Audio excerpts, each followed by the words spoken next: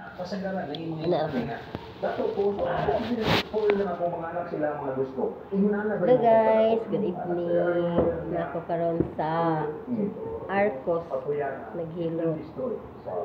Sila guys, sila Anion paghilot sa diin guys. Wala nang tagal. Gawas yung pag-eskwela na sa Davao, yung naka-budget yun na yun. Nakasave pa ganit Muna siya guys, muna siya ipagpakuha sa mga banhod, di kumprans. Muna siya makaka-circulate sa dugo. As of now, I decided Kanang maipit na ugat na siya makuha rin ang hilot. mas wako pa na yan pala. Yun. Si Eric ang English ako, dili kayo, kaya gamay pa man among negosyo, ipabalayan ako. So, i-provide na ko. Ang tanang needs, gasolina, kuryente, tanang, sagot na sa kumpanya. Ang gastos sa tanang sa may eskwelahan, sagot sa kumpanya. Nagpataman, ako silang ispituhan o very extra. Ano sila speaking? Hindi sila pwede mo-withdraw kwarta na personal. Ang mga anak ni Sir Larry, ano sila? Yeah, Sakop si mga kumpanya. Officers po rin na si mga Yeah, nag-under sila o different businesses. Pero ako yung pinakataas. Right. So, may bawaan man ako, kaya wala may chiki, wala yung kwarta mo gawa, wala ako na.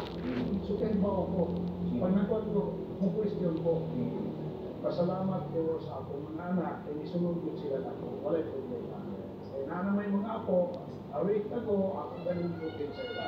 If in case, you decide, eh, hindi ko na kung tumutan mga negosyo sila dahil.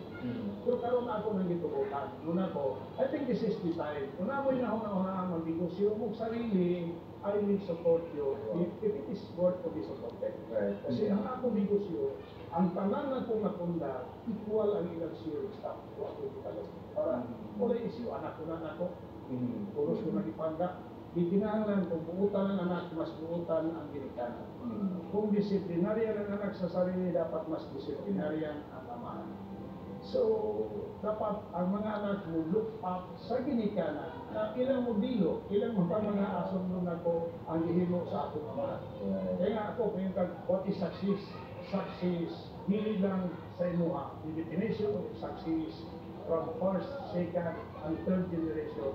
Kung unsay gisundan sa first generation, gisundan na kung magpadayon. Kasi ang definition ako sa success, ang akong definition, happy ang akong mga empleyado, happy ang komunidad. During pandemic, kapigyan ako naman, mga 35 million. Wala na ngayon ako. Pero nakita man ako, magiginagan. So, una na ko kung anak na okay kawalan sa ako. Kung kawalan ko, ibalikan na ko, ako hindi na kapag-tarong kita.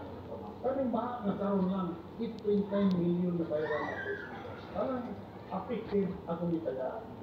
Kung at person, itarilit dito. Mga dahil ma-misinterpret ko, kung sila, kung sa kuno'y dagyanan na ito.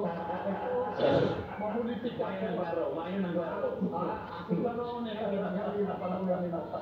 I will never enter into the arena politics. Right. Di yung kumusulong niya. For what reason?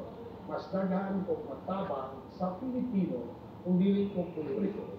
Kasi pag nagpolitiko ko, may akong plano, may mawala. That's one of the reasons